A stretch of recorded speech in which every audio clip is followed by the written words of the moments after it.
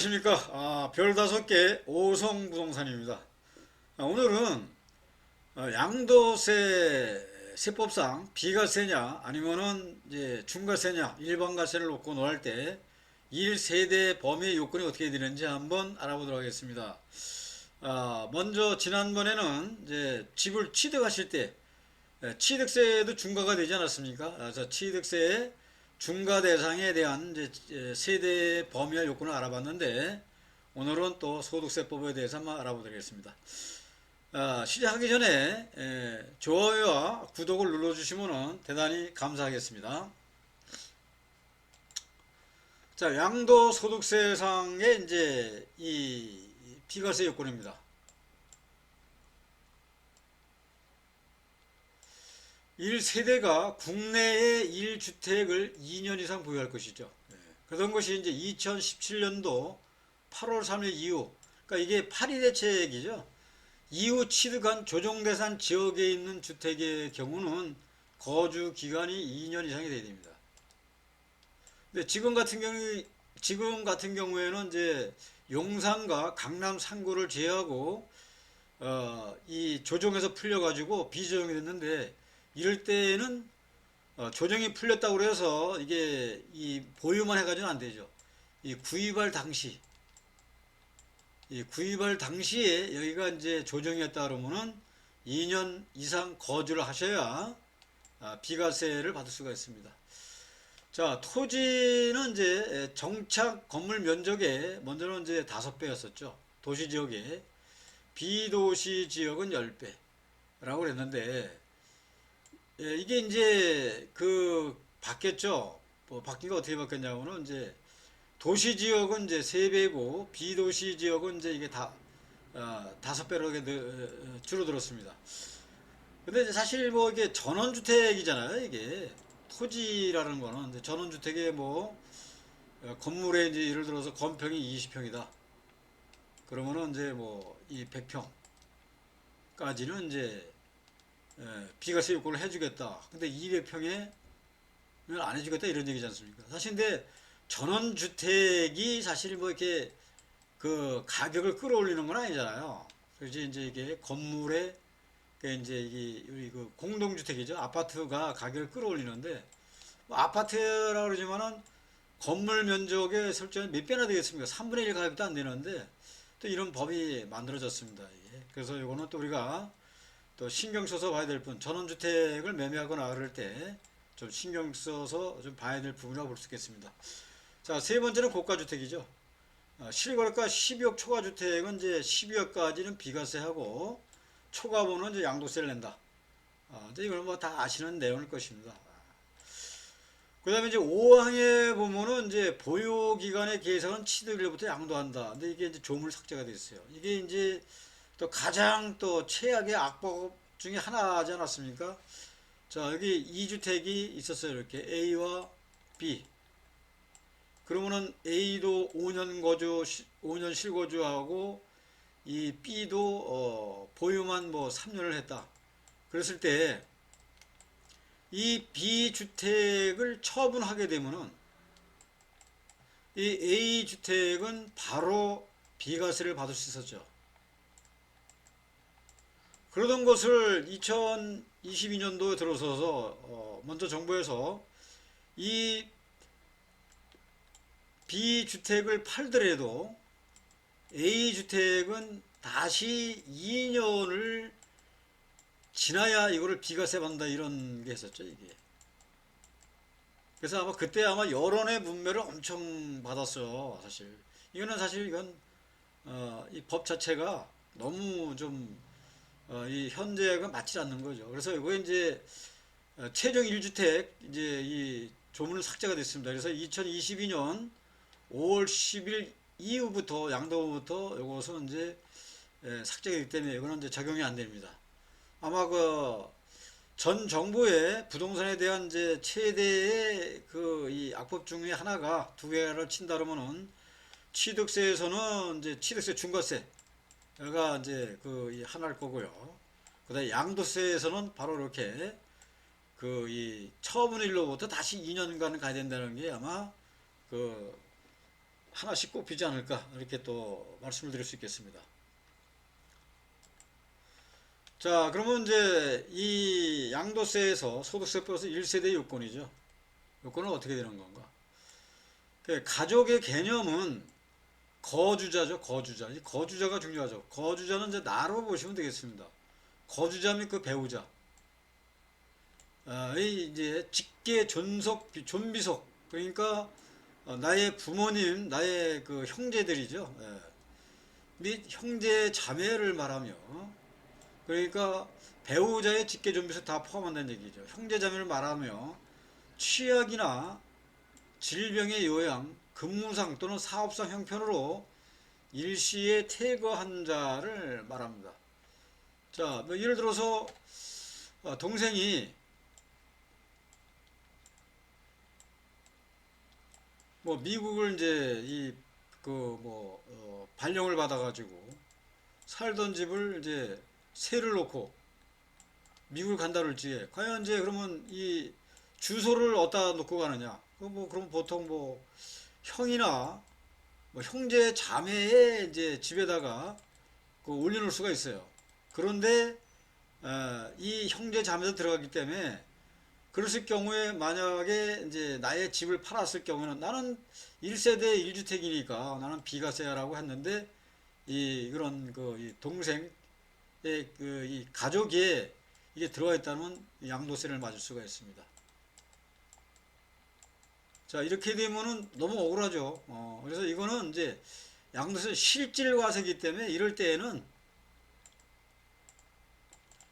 동생의 이제 이 그 뭐 헌재 그 뭐 출입국 관리사무소에서 이제 미국으로다 뭐 어디면 이제 뭐 현지로 좀 이제 해 나갔다. 그 증명을 하게 되면 이거는 다시 비과세를 받을 수가 있습니다. 그렇지만 그 절차가 그게 또 복잡하고 귀찮죠.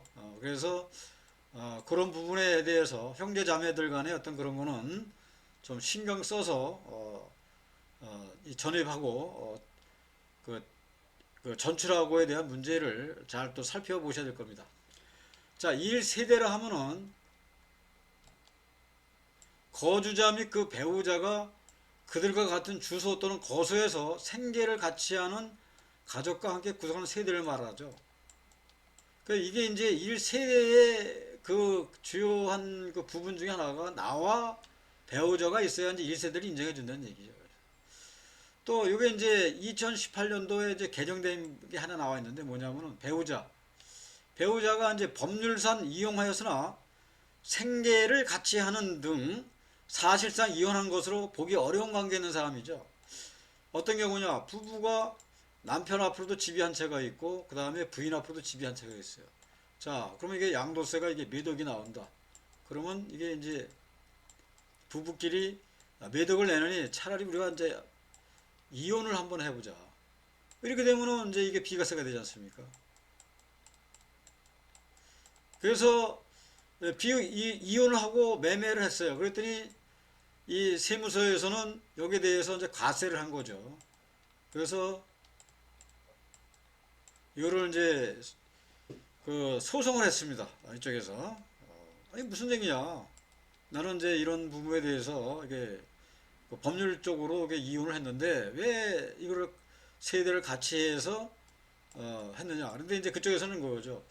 남편의 이제 뭐 교통카드라든가 그다음에 생활 모든 뭐 카드 사용이라든가 은행 뭐 이용 내역 같은 거를 다 뽑아가지고 이거는 뭐 생계를 같이 하는 했지만 사실은 이건 이혼한 것을 보기 어렵지 않느냐 그래가지고 소송이 들어갔는데 대법원까지 갔습니다 이게. 근데 결론은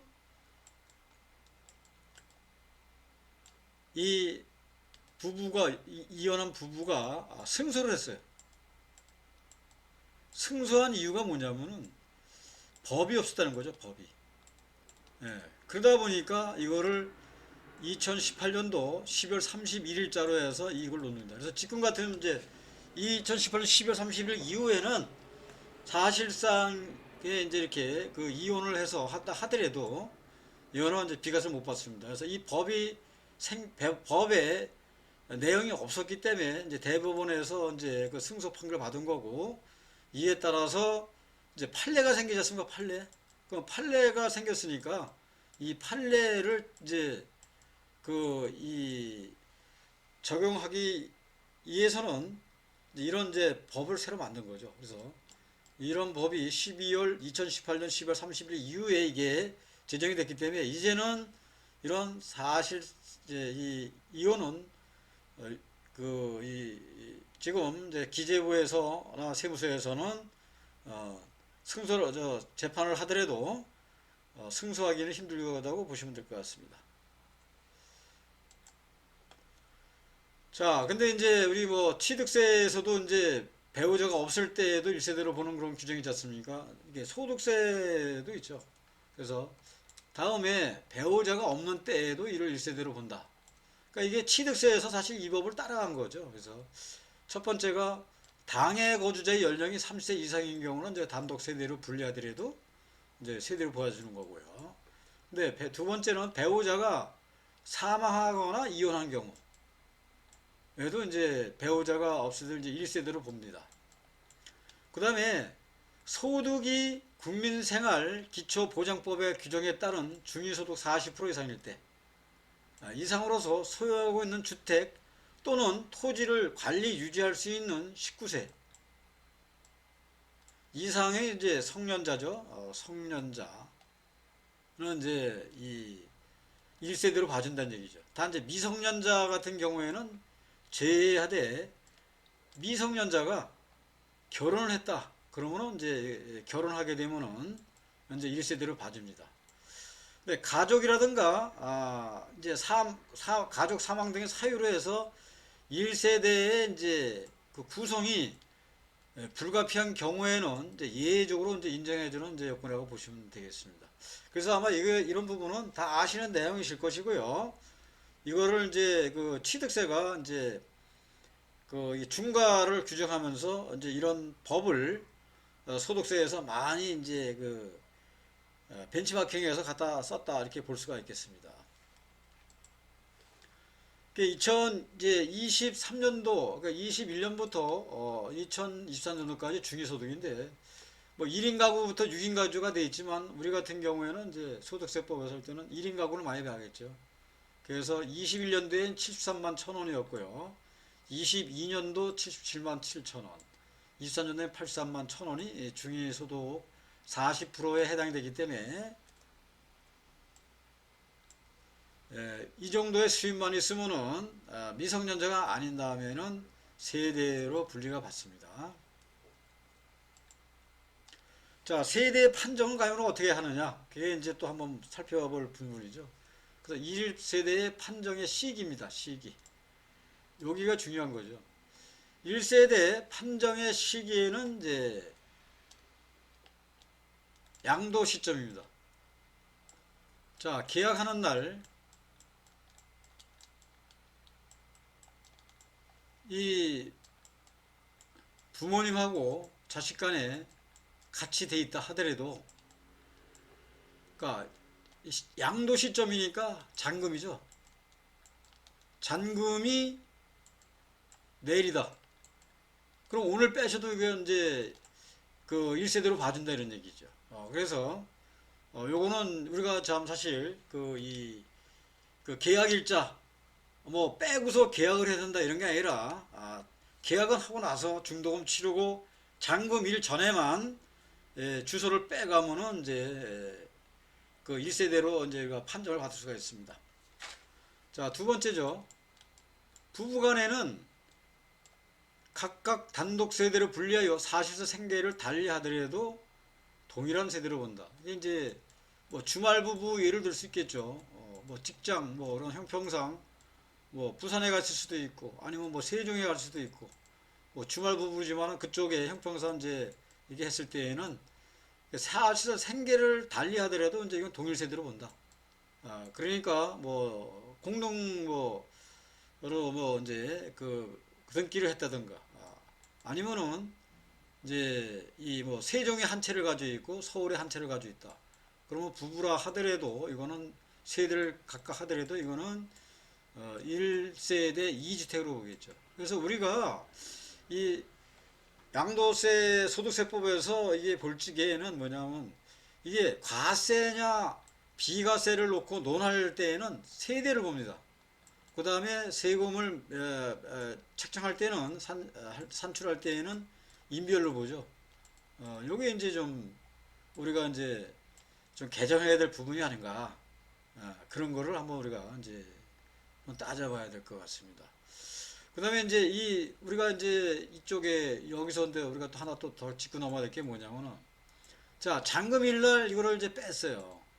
자, 자식 거를 빼는데 보면은 보통 그 뭐 이모네 집을 간다던가 뭐 이게 다 친척 집에 가지 않습니까? 이러다 보면 이제 이것도 추정이 됩니다, 세무서에서. 아니 뭐 여태까지 잘 있다가 왜 또 이모네 집으로 또 주소를 옮겼어? 근데 보니까 요새는 뭐 교통카드 뭐 그다음에 카드 사용내 보면은 다 나오지 않습니까? 지금 이게.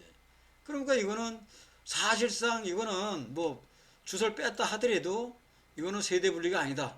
라고 해서 이게 또 세금이 또 부과되는 경우가 있습니다. 그래서 이럴 때에는 확실하게 뭐 원룸이라든가 아니면은 오피스텔을 하나 얻어서 정확하게 세대 분류를 해 놓는 게 나중에 세금 폭탄을 안 맞는 경우라고 볼 수가 있겠습니다.